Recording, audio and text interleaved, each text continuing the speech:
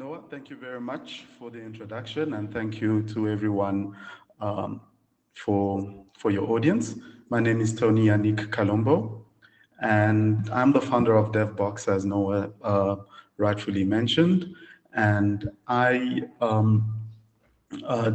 is a software automation company that focuses on automation for network operators. And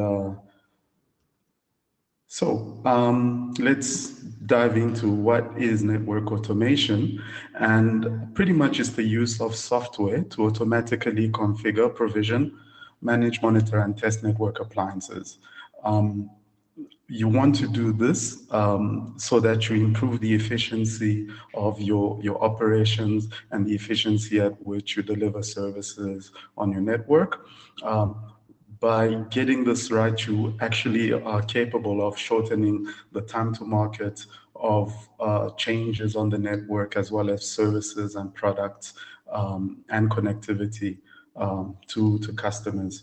And one major aspect is that it reduces human error, so you can repeatedly introduce or update features without missing a beat or a step, and it reduces the possibility of another human being making a mistake that could be catastrophic to the network.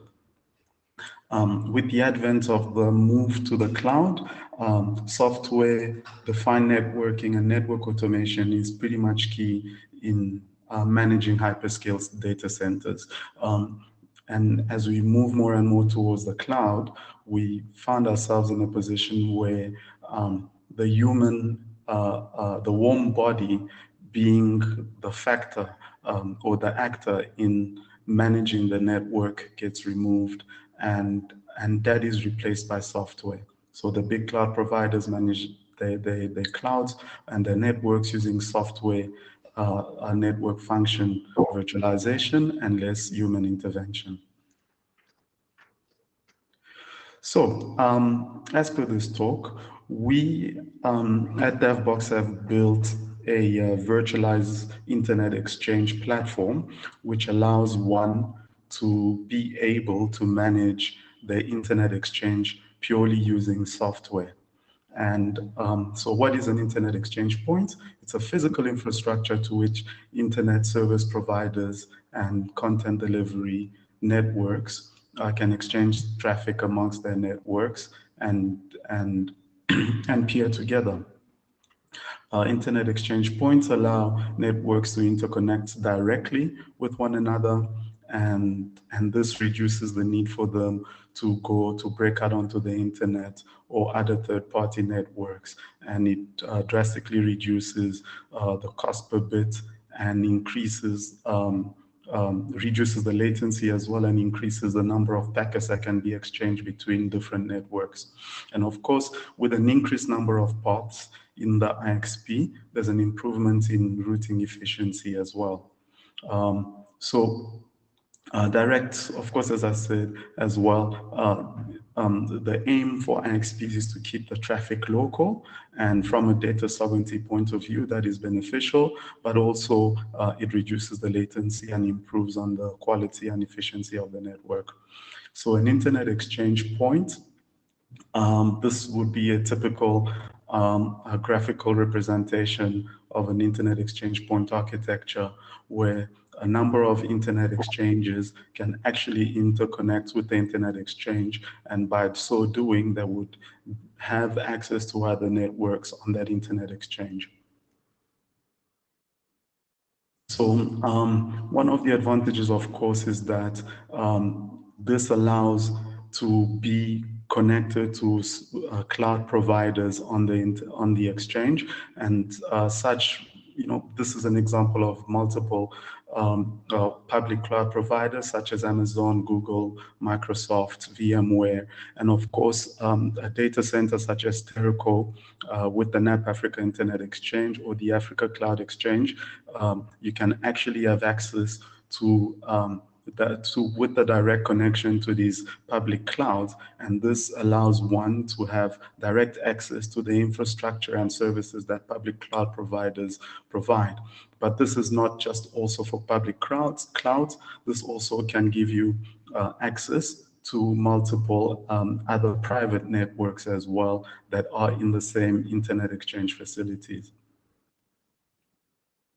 So in building this platform, some of the features that we have considered, or some of the features that actually have enabled us to effectively build this platform, include the ability to automate the config management and to model the network. So in other words, having view of the actual physical devices on the network allows us to actually have view of the configuration and to model those configs as virtual software entities. And this allows us to have real-time virtual representation of the entire physical infrastructure.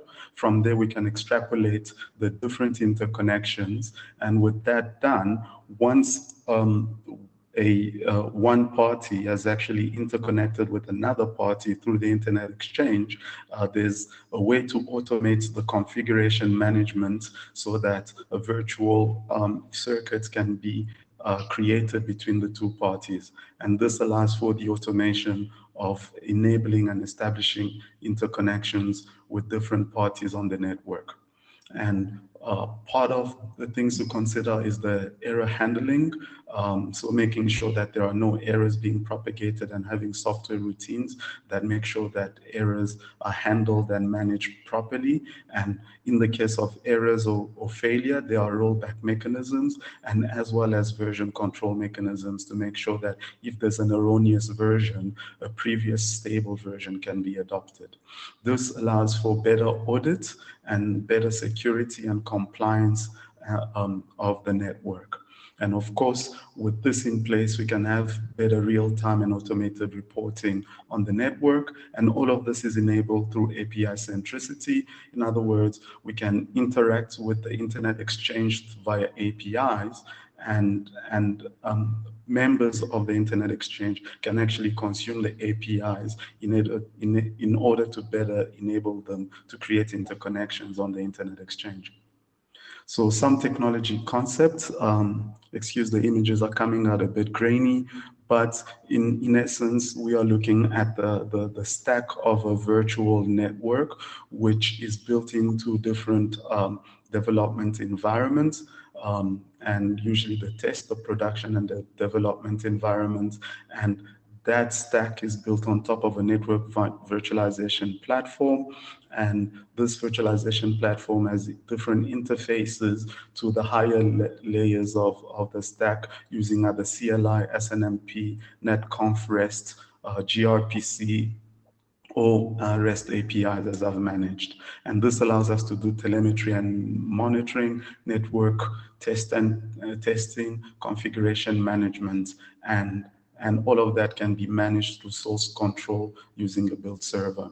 And this brings about the paradigm of continuous integration, continuous delivery, and continuous development, which means that we are able to, on the fly, at very high speed, introduce changes to the network while ensuring high level of quality and reliability. And our development cycle looks typically like this. I talked about the version control, where we can take infrastructure and represent it as code. We can develop new features in the development environment and manage the delivery of these features through some source Hi, Toni, control. we can't hear you, but your time is up, almost up, and we have lost your audio. Can you can you hear me, Noah? Noah? Oh, okay. Well, we have lost your audio. Sorry. Okay. Thank you, Noah. I think that was the end anyway. I'm not sure what happened to the audio.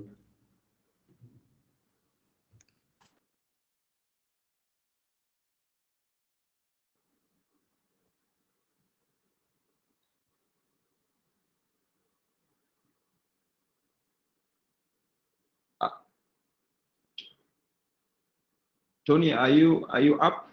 Yes. Are you done? Yes, it seems like my audio was automatically disabled. Can you hear me now? Is it my side or something? Noah? Hey, Noah, can you hear me? Noah?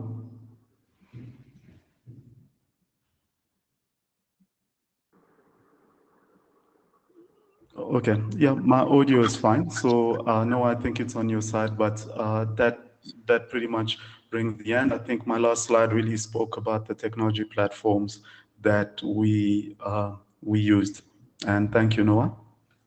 Yeah, thank you, Toni. Thanks so much. So questions for Toni, I think we will have to reserve those. In case you have any question, I'll just introduce. Toni, for your presentation, we'll leave the floor to Logan. Yeah, okay.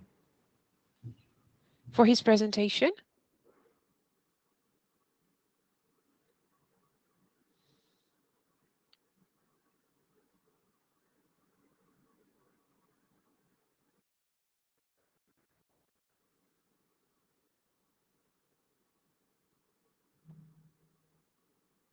Logan, you can go ahead. I'll just give a brief introduction on who Logan is.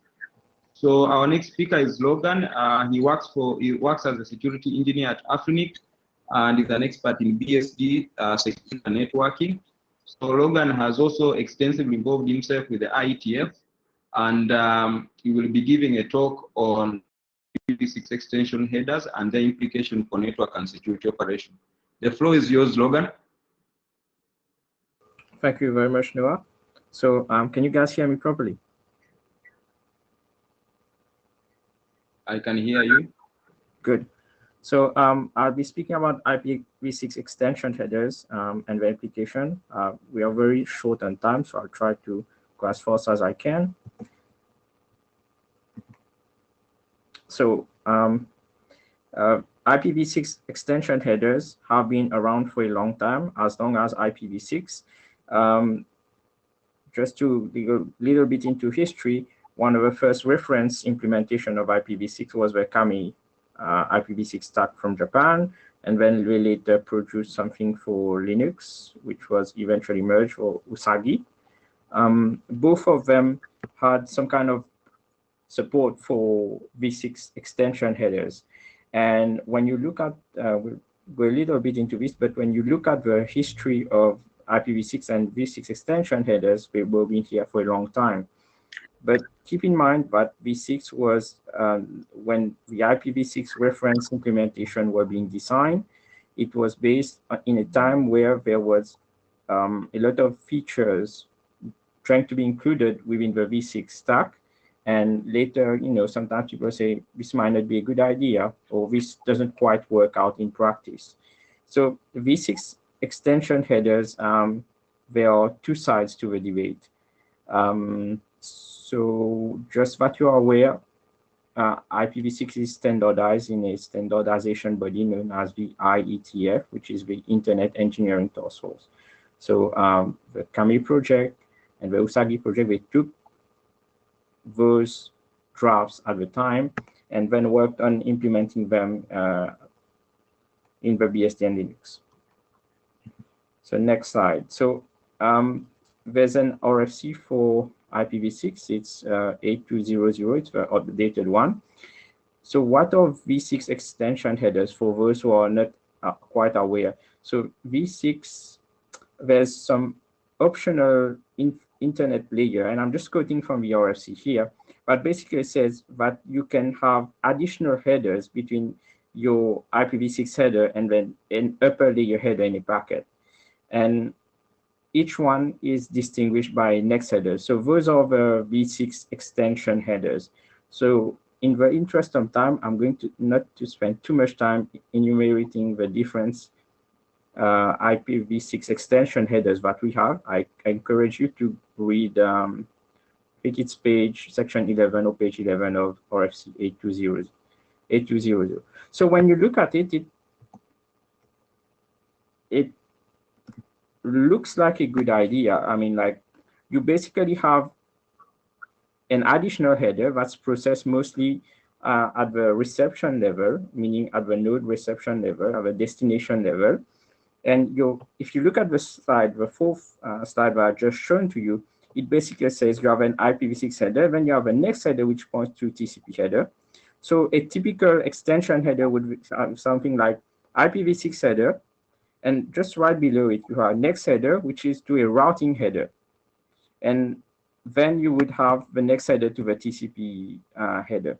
So this is an example of I've taken this again from RFC 8200. It's a good example of what an extension header looks like. And if you look at it on Wireshark, if you're a network administrator, you would look at it and you would say, okay, it's an extension header. But many people don't understand the implications in practice behind extension headers. So what can go wrong? So you have issues such as, I've taken this again. Sorry? Come again? No, go ahead, Logan. Okay. So we have in practice implementation issues. You might say this is a Cisco iOS thing because it's proprietary, right? But it's not just because it's proprietary. Even in the case of an open source operating system such as FreeBSD, there was a security issue where it says network layer hop-by-hop options, which can be sent, blah, blah, blah. And what it caused in FreeBSD was a security issue. And the same happened with Cisco iOS. So it's a security issue that can happen in Cisco iOS, which is proprietary, as well as an open source implementation. So what it shows is that there might be issues with extension headers, like when it was designed versus its implementation in practice. And we may need to review that. So it raises a number of concerns for operators. So there's a current work in the IETF, and you look at this draft, which is IETF v6 ops, which is not for implementers, mostly for operators. And it says extension headers packet drops. What it basically says is that it raises awareness about operational and security implication of v6 extension headers. And it already presents some of the reason why networks, particularly public network, intentionally drop packets containing extension headers. So what does this mean for operators, particularly in Africa, is that if your vendor is selling you some kind of solution that relies on v6 header, extension header, you need to be careful about this, okay? And that draft is very useful to operators. It's not an implementation fee, it's more like for operators. So it highlights areas where current v6 support by devices may be suboptimal, such as, for example, on some BSDs. And then it highlights other issues as well. I'm trying to go fast. So I really encourage you to read further about this. And one of the things that I would like to highlight here is that I've included this section of an email that was just sent a few days ago to the IETF, where someone from a company, a Chinese company that I won't name here, they basically pushed this and said, this document defines a mechanism of encapsulating end-to-end network slice in IPv6 packet. And then Ole, who is the v6 chair, replied, what are the benefits of using an IPv6 extension header to carry the metadata instead of embedding in a tunnel header? So what this means is that vendors that are building products that will be consumed by operators from around the world, including operators from Africa, they are still trying to build solutions using extension headers where there could be alternatives, but wouldn't take as much. So that's basically it for me. I'd just like to thank my colleagues at AFRINIC for helping me writing a blog about it on the AFRINIC website. And if you have questions, I encourage you to send them. Thank you so much, Logan. So we have about 3 minutes in case you have any questions for Logan or Toni, who is still on the online, please shout out to them. I've not seen any question on the Q&A, but the audience is basically free to ask any question to either Toni or Logan.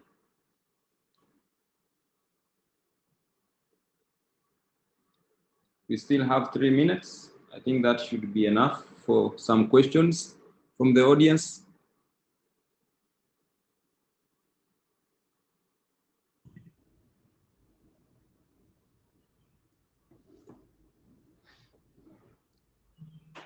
Yeah, hello? Hello? Yeah.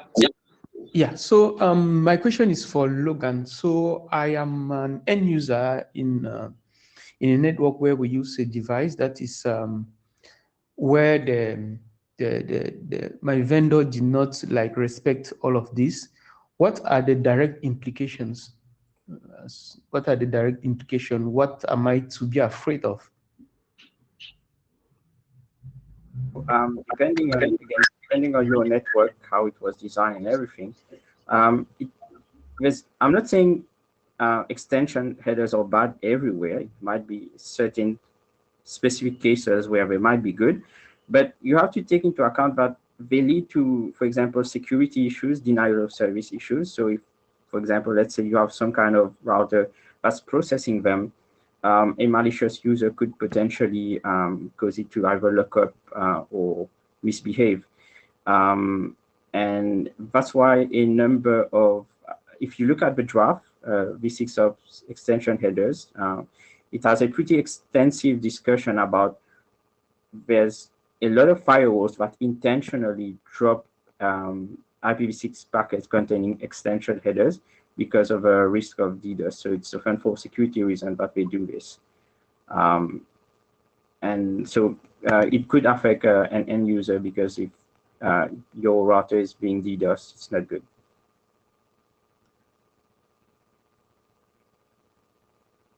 Did I answer your question, Stefan? Yeah, thank you. I guess there is not much time to really like take a practical case of maybe an example of extension header and ways maybe to attack and ways to mitigate.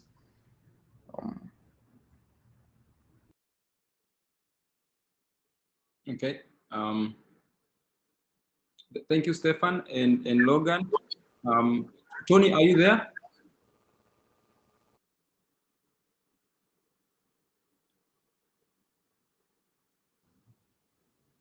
I have a question for you about basically the software-defined internet exchange. Perhaps, do you have any proof of concept or any implementations that have you have been able to involve yourself with the industry so far? Yes, we're working currently with some partners who are internet exchanges. So we do have a platform in the dev and staging environment, and we will be going live over the next few weeks with a production version. Wow. Okay, that's good. That's good. Okay. I don't have any other question, and I don't see any other Q&A. Any question in the Q&A. So therefore, I would love to thank Toni and Logan for taking their time to present these lightning talks. And I also would like to thank the audience for listening to us. And I'll hand over the floor back to our MC. Thank you so much, and see you guys soon.